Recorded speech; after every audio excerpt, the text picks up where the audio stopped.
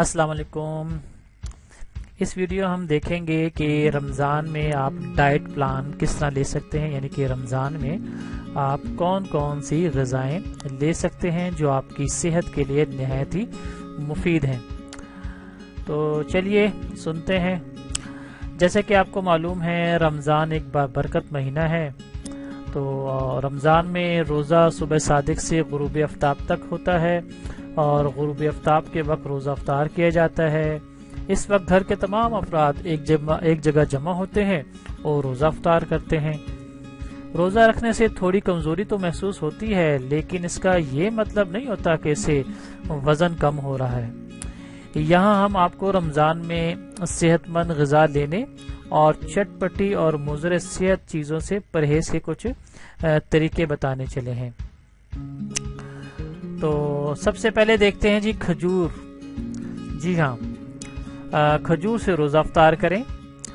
3 खजूरें लें, जूस लें या पानी से रोज़ा अफ्तार करने में भी बड़ी हिकमत है, क्योंकि इस वक्त जिस्म को फौरी तौर पर तवानाई की ज़रूरत होती है, जो ग्लूकोज की शक्ल में दिमाग और नर्व्स को चुस्त बनाती है।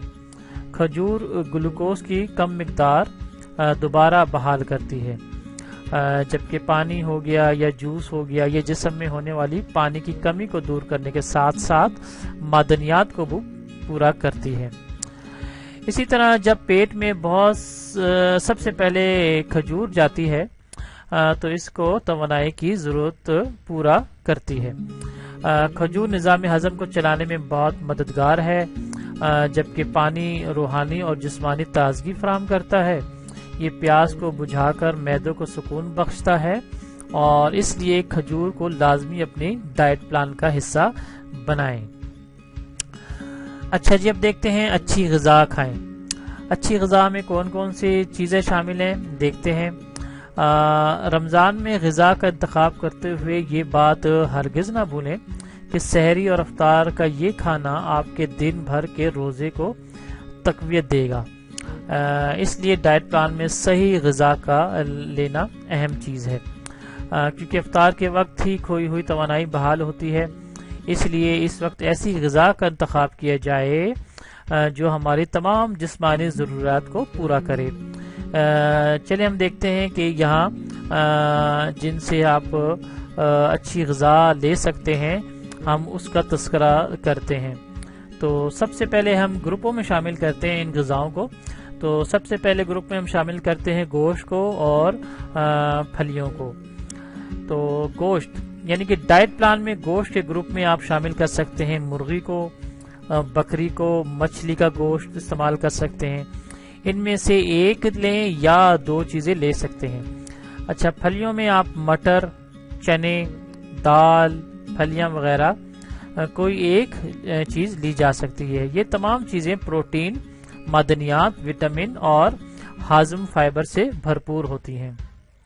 दूसरे ग्रुप में हम रखते हैं जी रोटी और अनाज। तो गेहूं की रोटी हो गई या चपाती हो गई या पराठे हो गए, ठीक है। इसी तरह अनाज में चावल यानी कि ब्राउन राइस जिसे कहते हैं। इस ग्रुप की एक चीज़ लें या 2 चीज़ें, ये आपको अच्छी मिकदार में कार्बोहाइड्रेट, फाइबर और तवानाई फराहम करती हैं। तीसरे ग्रुप में हम शामिल करते हैं दूध का ग्रुप। तो दूध में आप दूध की चीज़ों में दही हो गया, मक्खन हो गया, पनीर हो गया।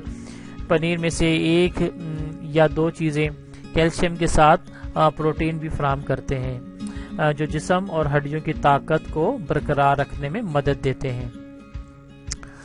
अच्छा, अपने डाइट प्लान को मज़ीद सेहतमंद बनाने के लिए तेल की कम मिकदार इस्तेमाल करें। ये ज़हन में रहे, तेल कम से कम इस्तेमाल करें। इसके लिए पकाने के दूसरे तरीके भी अपनाए जा सकते हैं, जैसे स्टीमिंग, ग्रिलिंग, बेकिंग या कम तेल में तलना।